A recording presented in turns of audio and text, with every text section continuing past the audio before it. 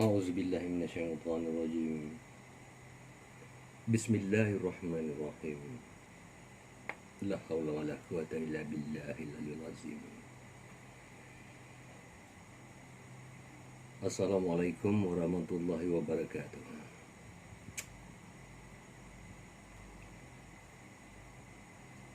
Alhamdulillah,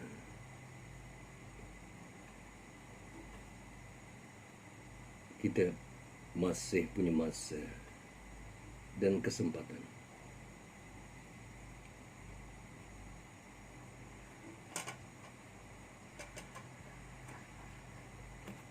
hari ini. Subuh nih, sementara tunggu waktu sahur.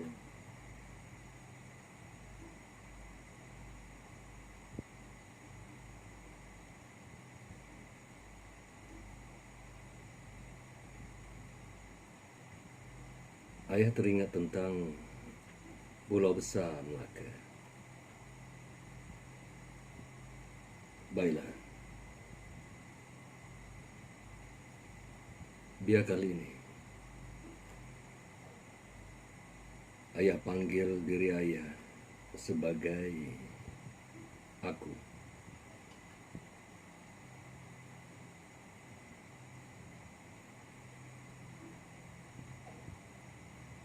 Bercakap tentang Pulau Besar.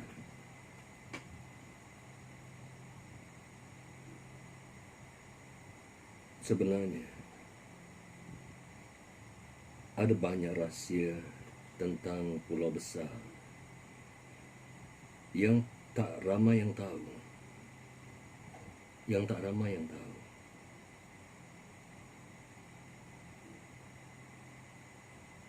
Oleh kerana tak ramai yang tahu, ada macam-macam versi cerita tentang Pulau Besar Melaka. Sebenarnya Pulau Besar taklah jauh. Tak jauh dari rumahku. Dekat sangat. Kalau ke JT dari zaman Buddha, biasanya aku jalan kaki. Masa itu tempat itu belum dibangunkan lagi. Penuh dengan hutan bakau, payu bakau kita panggil. Kalau sekitar Pantai Siring, Pantai Minyak, Tanjung Batu, itu sebenarnya boleh kata tempat aku bermain. Dekat situlah sebenarnya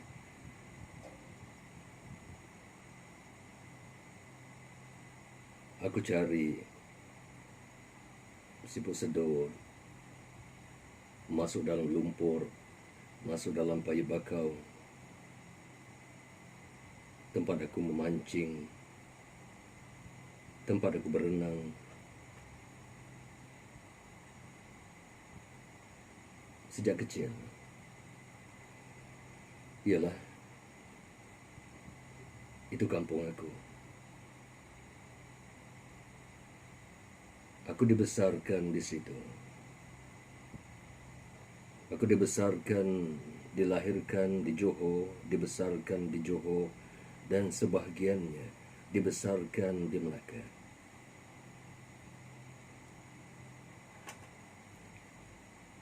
Jadi semenjak kecil,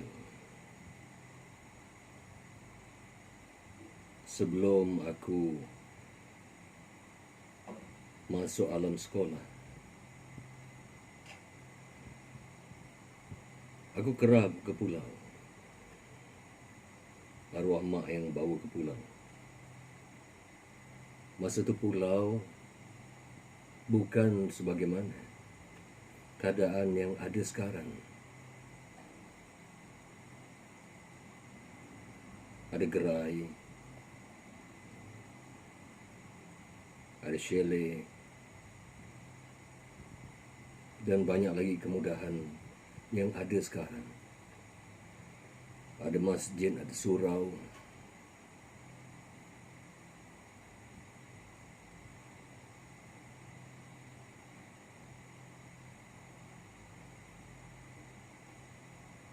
pada awal tahun 70-an. Bayangkanlah,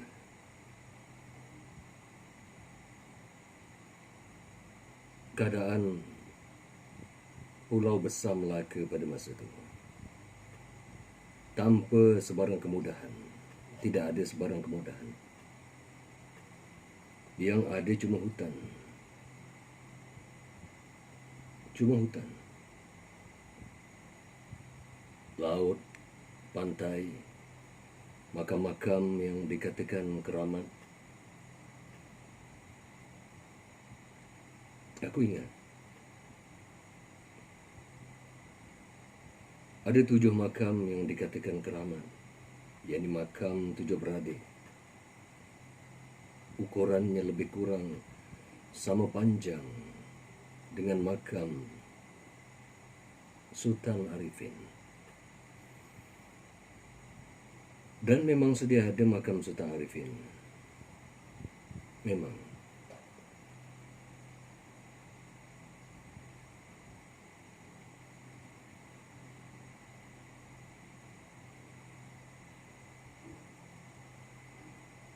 Ada perigi tempayan yang dipanggil tempayan bunian, tempayan nenek kebayan.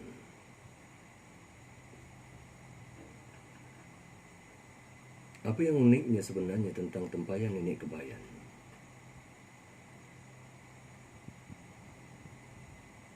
Pada masa itu aku budak, aku kecil lagi. Bayangkan, belum pun masuk alam persekolahan. Tapi aku punya ingatan. Dan ingatan itu kuat. Mungkin itu satu anugerah yang Tuhan berikan. Aku boleh ingat perkara-perkara yang berlaku sewaktu aku kecil. Sehingga arwah mak kata, bagaimana aku boleh ingat satu-satu perkara yang pada ketika itu seorang budak dikatakan belum berakal. Tapi aku boleh ingat. Bahkan aku boleh ingat waktu-waktu aku kanak-kanak. Lebih kanak-kanak lagi. Aku ingat. Baiklah, bukan tu yang nak aku ceritakan.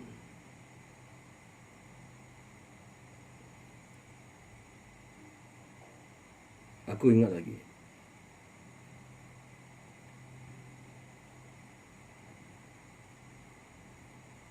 Yang dikatakan perigi tempayan pecah.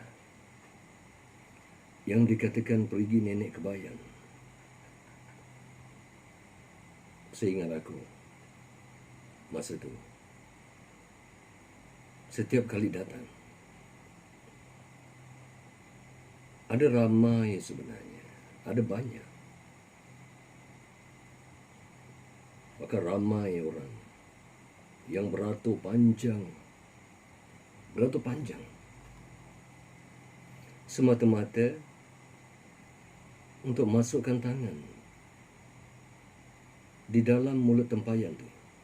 Di mana perigi tu cuma sebesar mulut tempayan. Memang ada tempayan yang pecah. Memang. Dan air yang keluar daripada mulut tempayan yang sedikit terkeluar dari tanah tempat tertanamnya. Airnya sentiasa membuak-buak keluar. Dan air yang keluar tu akan melimpah turun ke laut. Kerana dia hampir dengan pantai. Jadi, orang beratur ramai sebenarnya. Tunggu giliran masing-masing. Untuk apa? Sebelum mereka masukkan tangan di dalam perigi tempayan pecah. Bayang ajalah mulut tempayan. Cuma boleh masuk satu tangan dalam satu masa. Tapi yang tunggu ramai. Setiap orang sebelum hulurkan tangan akan dicampakkan shilling. Mungkin 10 sen, 20 sen pada masa itu. Kemudian akan masukkan tangan. Tangan yang dimasukkan sebenarnya sejauh yang tercapai oleh tangan. Dimasukkan, dicelupkan tangan dalam perigi tempayan pecah sehingga ke paras bahu. Kemudian akan dikacau di dalam tu, dalam minit-minit tertentu, kerana ada ramai lagi yang tunggu. Dan apabila ditarik tangan tu, ada yang hampa, ada yang kecewa. Tapi ada juga sebenarnya yang dapat rantai, gelang, cincin yang kebanyakannya dari emas. Tapi kebanyakannya adalah barang kemas. Ada yang dapat batu permata. Bergantung sebenarnya pada rezeki masing-masing.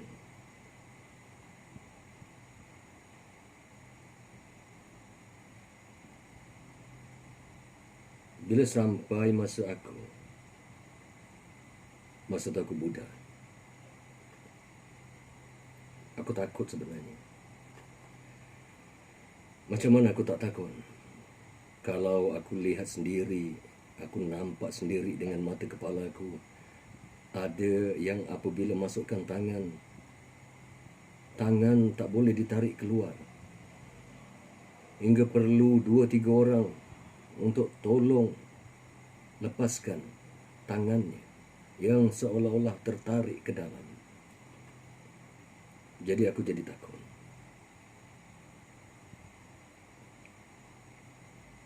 Ya, aku takut. Mustahil seorang budak tak punya rasa takut. Tentulah aku takut. Siapa pun akan takut dalam usia belum pun sekolah.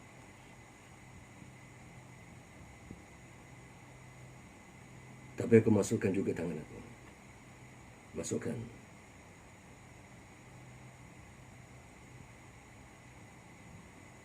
Tapi mungkin kerana bila masa aku sampai, bila aku masukkan tangan, aku raba, aku dapat rasa dasar. Ini dasarnya cuma pasir. Mulutnya mulut tempayan, masuk setakat bahu. Dan kiri kanannya cuma pasir. Dan di lantai di dasarnya pasir juga. Alhamdulillah. Ya, syukur alhamdulillah. Bila aku keluarkan tangan, tak dapat apa-apa, melainkan pasir.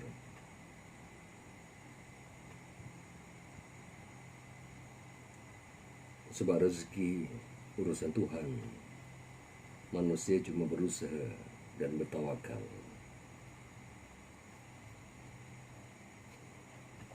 Pada masa tu,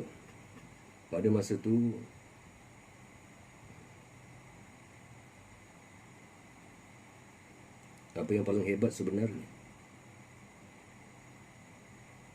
bila kita datang ke pulau, yang terbaik adalah kita dapat kelilingi pulau. Minta maaf, pada masa itu tidak ada jalan pintas, pada masa itu tidak ada padang golf, pada masa itu tidak ada apa-apa.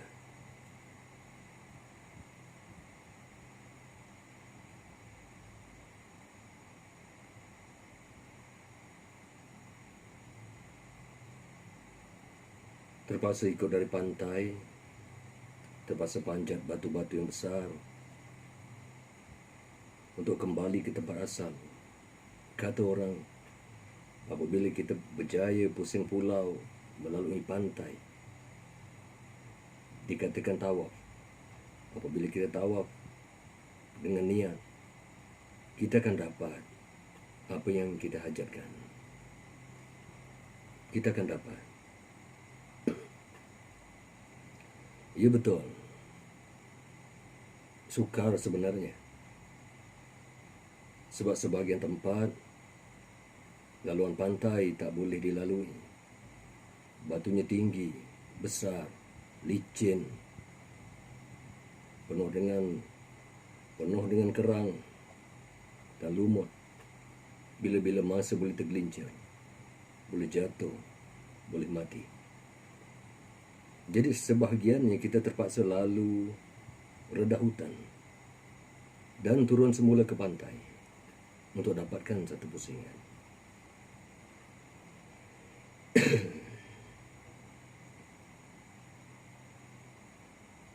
Di belakang pulau, di bahagian belakang pulau, untuk kita sampai ke mengelilingi pulau, kita terpaksa lalu satu pulau yang dipanggil sebagai Pulau Hantu ataupun Pulau Tengkorak. Pulau Hantu. Kebanyakan orang kata pulau tu, dia adalah pulau kecil sebenarnya. Di hujung pulau besar, di bahagian belakang, apabila air pasang, pulau tu akan tenggelam. Cuma nampak pucuk-pucuk pokok. Bila air surut, kita akan boleh berjalan di keliling pulau tu. Kita akan ikut pantai. Ada pantainya. Jadi masa aku lalu pulau tu, masa aku sampai tengah hari,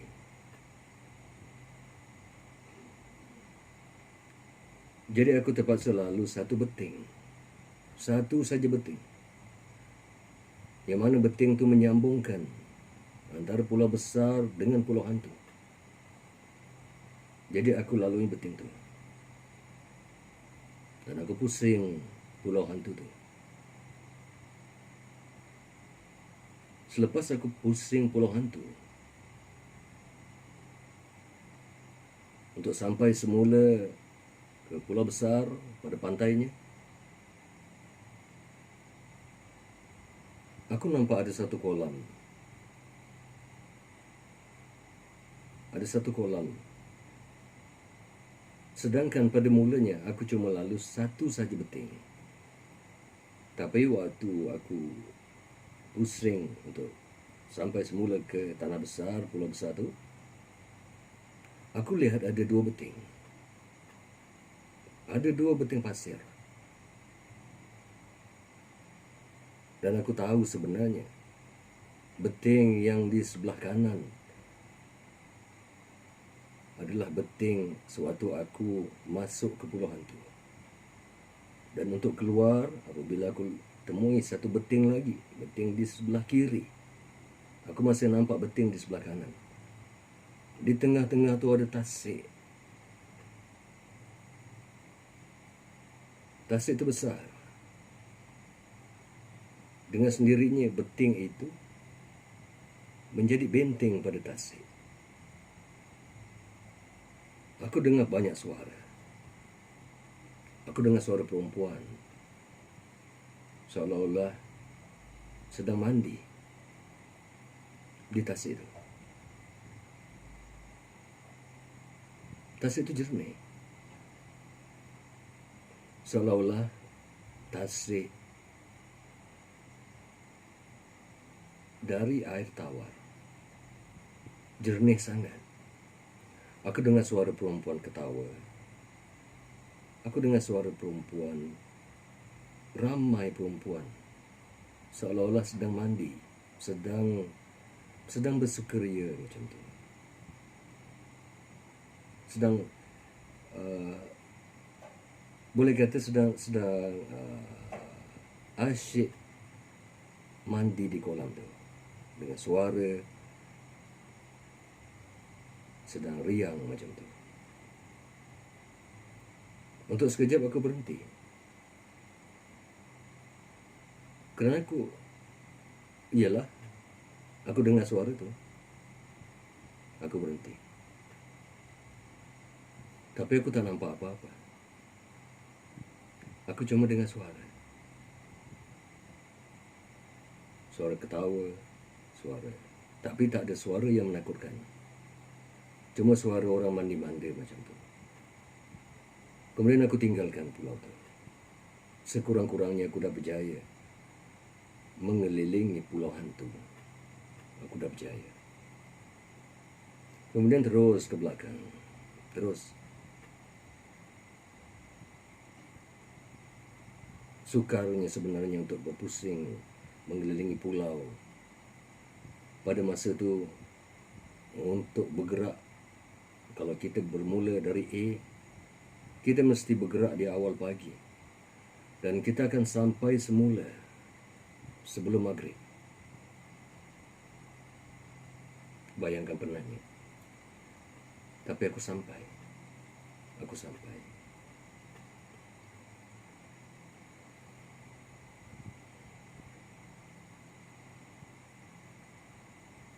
Masa itu aku budak.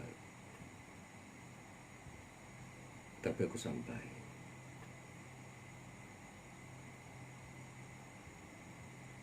Bukan kerana aku berani.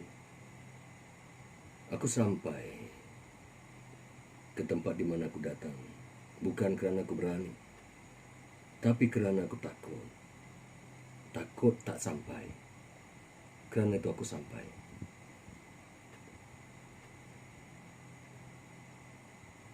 Kemudian, seingat aku,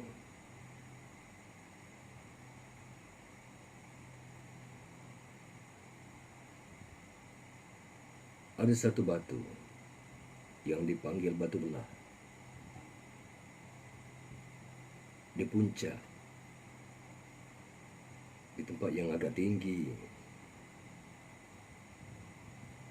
di Pulau Besar Melaka.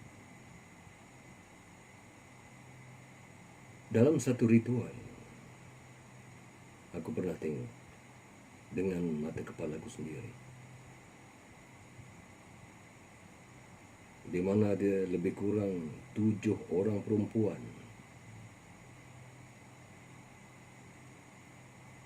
dengan pakaian baju kebaya dengan warna yang berbeza, merah, biru, seperti warna pelangi. Bercindai, berselendang, bertudung, bersanggul.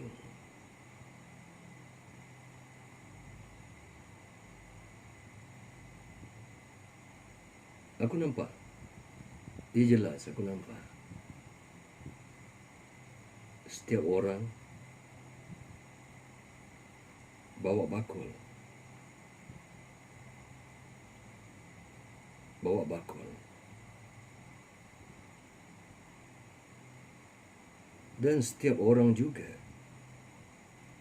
bawa dulang. Bawa dulang. Setiap orang bakul itu dibimbing dan dulang itu dijunjung. Aku nampak sebenarnya dalam dulang tu, aku nampak ada jamuan-jamuan sebenarnya.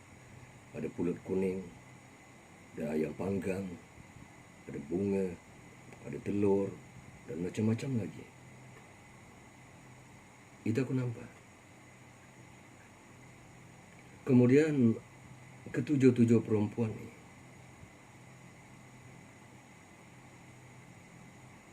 selepas sedia dalam satu barisan, semuanya dengan pakai baju kebaya dan kain batik.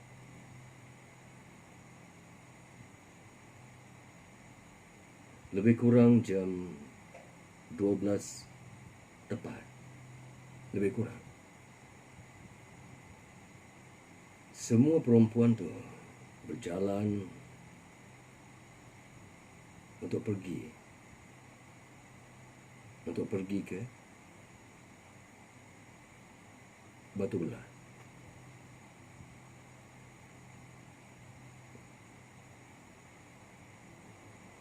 Semua tu nanti diorang akan tinggalkan di Batu Belah sebagai jamuan. Akan ditinggalkan.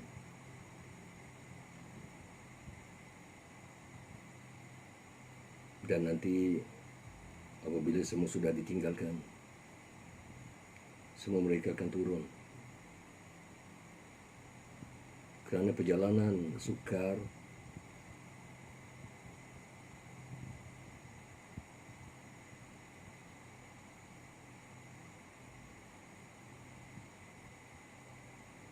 hampir subuh, baru semua perempuan itu akan turun. Sampai di tempat asal, di hadapan yang sekarang kita panggil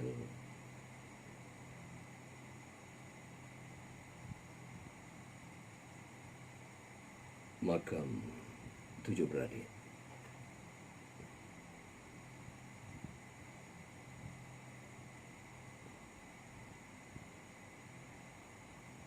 Semua perkara itu aku nampak dan aku ikut. Kerana aku nak tahu. Aku tidak tahu di sebalik semua itu.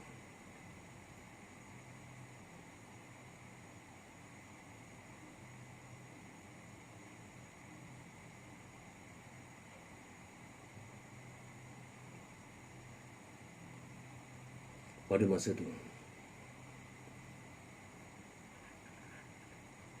setahu aku, Batu Belah itu hidup. Kenapa hidup? Kerana ada jembalang, ada puaka yang tinggal di Batu Belah itu.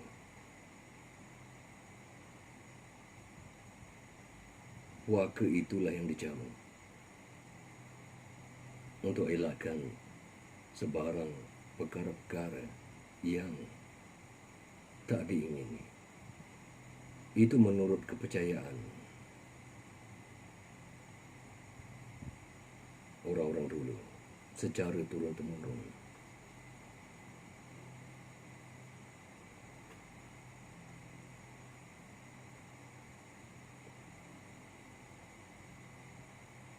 Untuk elakkan gangguan itu terus ganggu,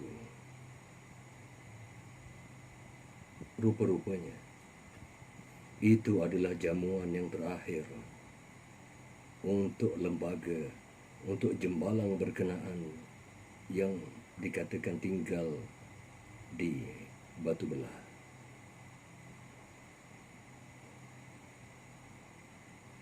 Kerana seingat aku, selepas saja jamuan itu disediakan,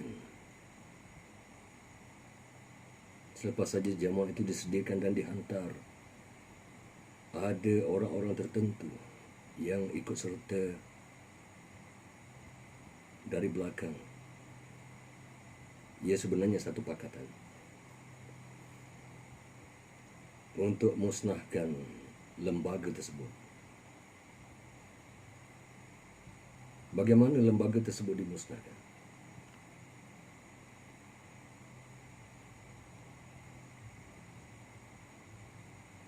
Kerana sosok tubuh berkenaan, orang yang hebat, yang tahu seluk-beluk alam gaib, dia bawa sekali kelapa hijau yang belum cecah bumi. Suatu lembaga berkenaan dikatakan sedang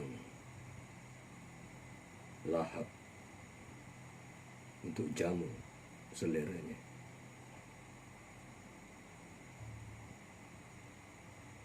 Air kelapa itu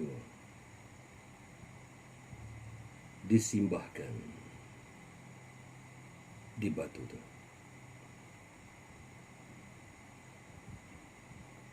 Sebaik saja air kelapa itu disimbahkan, kawasan yang berhampiran seolah-olah bergegar Kerana kuatnya laungan, kuatnya jeritan yang keluar dari batu itu sangat kuat.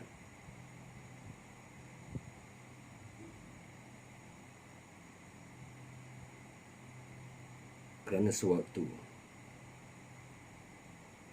hidangan itu dihantar dan sewaktu dia diikuti oleh rombongan untuk memusnahkan,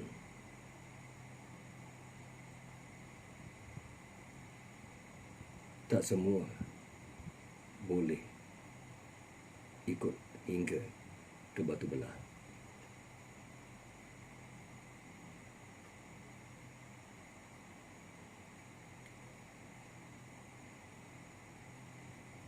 Aku sendiri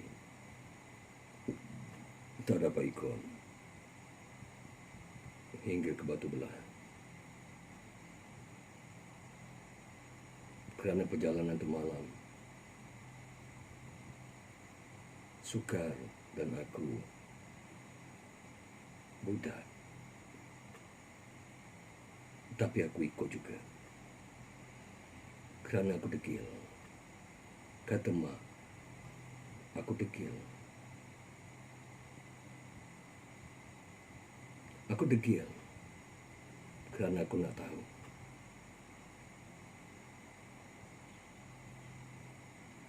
Aku degil kerana aku takut. Aku takut kalau tak tahu. Dari tak tahu, lebih baik tahu. Biar mati tahu, jangan mati tak tahu. Tapi sayangnya, separuh perjalanan aku tak dibenarkan.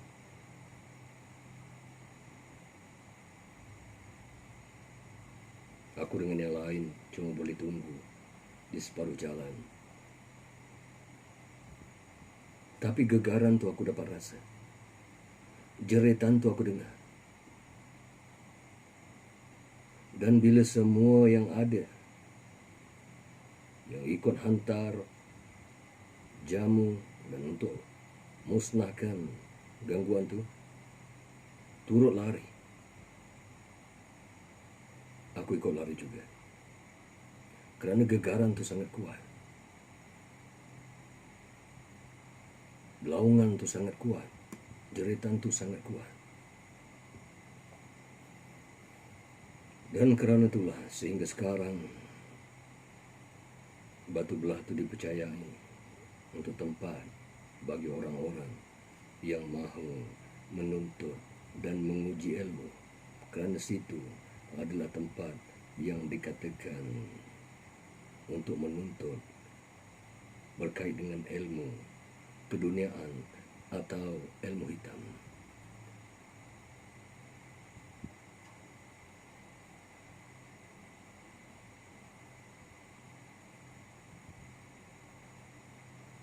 Kemudian makam 7 beradik. Pada masa itu, kebanyakan perguruan silat yang ada akan uji ilmunya di situ. Akan berwirid di makam tu.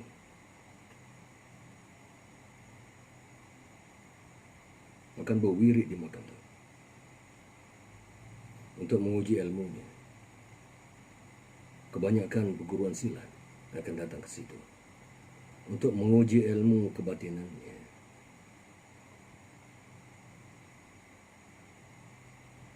Pada masa itu, bagi orang-orang yang menguji ilmu,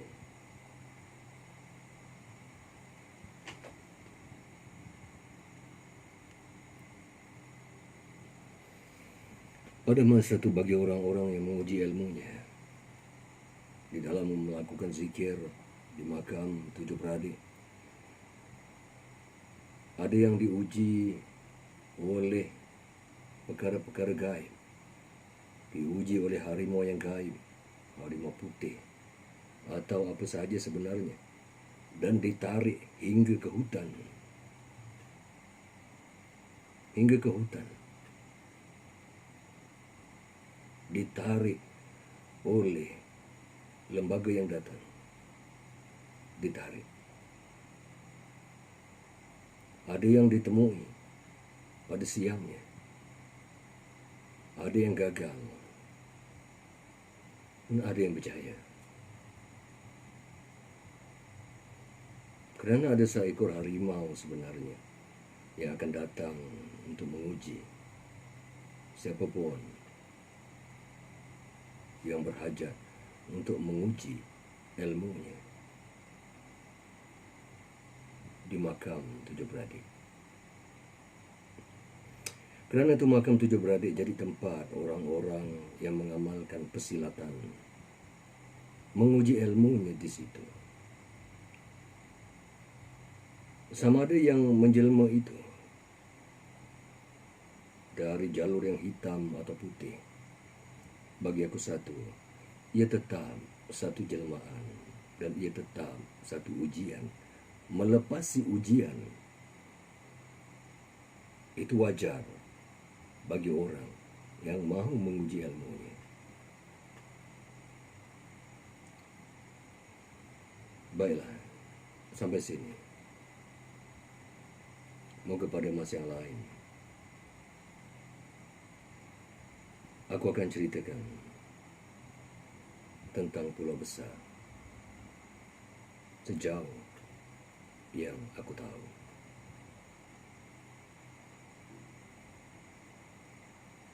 Kerana pulau besar tempat di mana aku bergelar seorang anak pada seorang guru.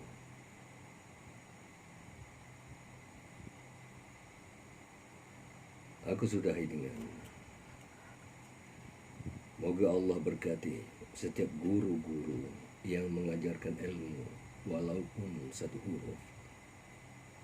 Dan semoga Allah tempatkan sekalian guru-guru di makam yang sewajarnya.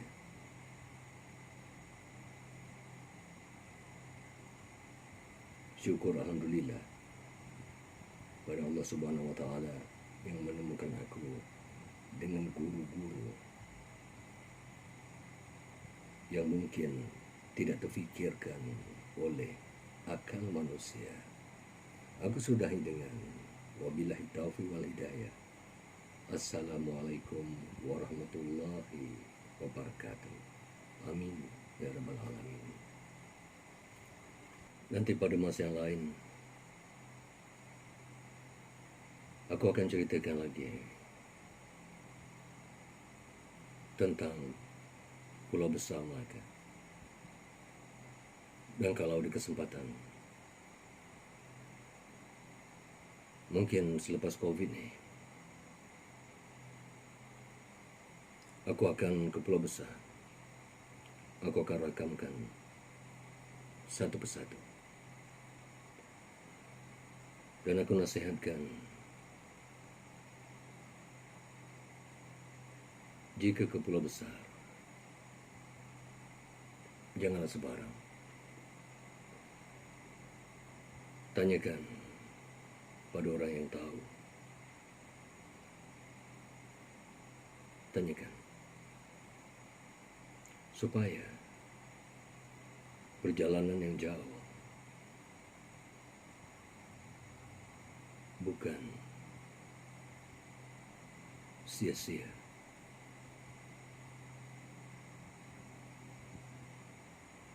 Aku pun sebenarnya tak bermaksud. Tak bermaksud sebenarnya.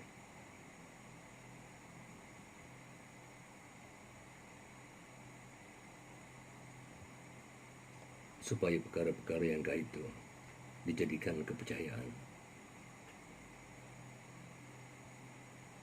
Aku cuma ceritakan pengalaman, apa yang aku tahu, yang aku lihat, dan aku saksikan sendiri. Sekurang-kurangnya, aku yakin dan aku pasti di sebalik apa yang kita nampak, pandangan kita sangat terbatas. Sebatas pengetahuan kita yang mungkin cuma tahu tafsir Quran, namun bukan takwil Quran.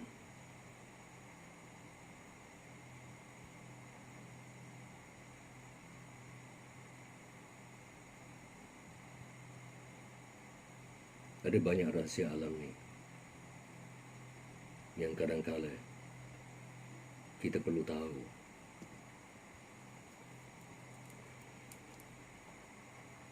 Kita perlu lalu. Kita perlu alami. Kerana ilmu bukan sekadar hanya di masjid dan surau. Bukan.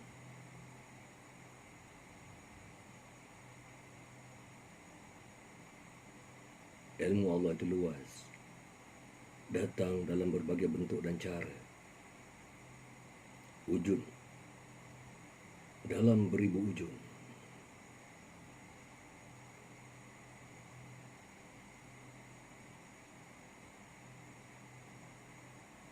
Keyakinan kadang-kala kita perlu tahu tahap